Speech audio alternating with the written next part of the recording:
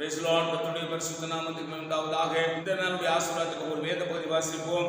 அது 1 சாமுவேல் 10ஆம் அதிகாரம் 1ஆம் வசனம். அப்பொழுது சாமுவேல் தைலக்குப்பை எடுத்து அவன் தலையின் மேல் வார்த்து அவனை முத்தம் செய்து, கர்த்தர் உன்னை தம்முடைய சுதந்திரத்தின் மேல் தலைவராக அபிஷேகம் பண்ணினார் அல்லவா என்றான்.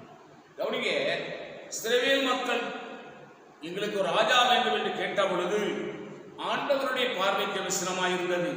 கர்த்தர் சொல்றாரு, அவன் சொல்றபடி ஒரு ராஜாவை ஏற்படுத்துவான்னு சொன்ன பொழுது, இப்ப இந்த சவுல் கழுதையை தேடிக்கொண்டிருக்கிறான். கழுதையை தேட போன இடத்திலே சாமுவேல் தீர்க்கதரிசியிடம் போய், இங்கே ஞானஸ்ரீகாரன் இருக்கிறானா என்று கேட்ட பொழுது, சாமுவேல் நான் தான் என்று சொன்ன பொழுது, இப்ப சாமுவேல்கிட்ட கர்த்தர் சொல்றார், இவன் தான், இவனை அபிஷேகம் பண்ணி என்று சொல்கிறார்.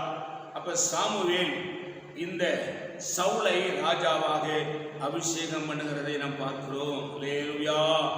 கவனிங்க, தைல குப்பியை எடுத்து சவுலின் தலைமையில் ஊற்றி அவனை ராஜாவாக்கினான்.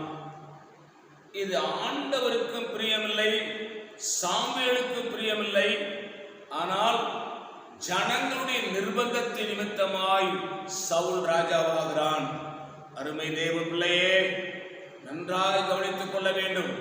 நம்முடைய வாழ்க்கையிலே இயேசுவை காட்டிலும் எதற்கும் அதிகமான முக்கியத்துவம் தந்துவிடக் கூடாது. எதுவையும் ராஜாவை போல ஒரு முக்கியத்துவம் தந்துவிடக் கூடாது. இயேசுவை தள்ளிவிட்டு இயேசு இல்லாத ஆசீர்வாதம், இயேசு இல்லாத வாழ்க்கை, அது வெறுமனே நம்மளை நாசமாக்கிவிடும். உலகத்தில் ராஜாவை காட்டிலும் இயேசுவை அதிகமாய் நேசிக்க வேண்டும். ஆகவே கவனமாயிருப்போம்.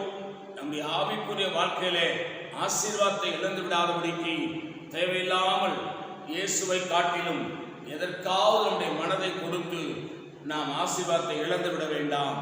நான் உங்களுக்காக ஜெபிக்கிறேன்.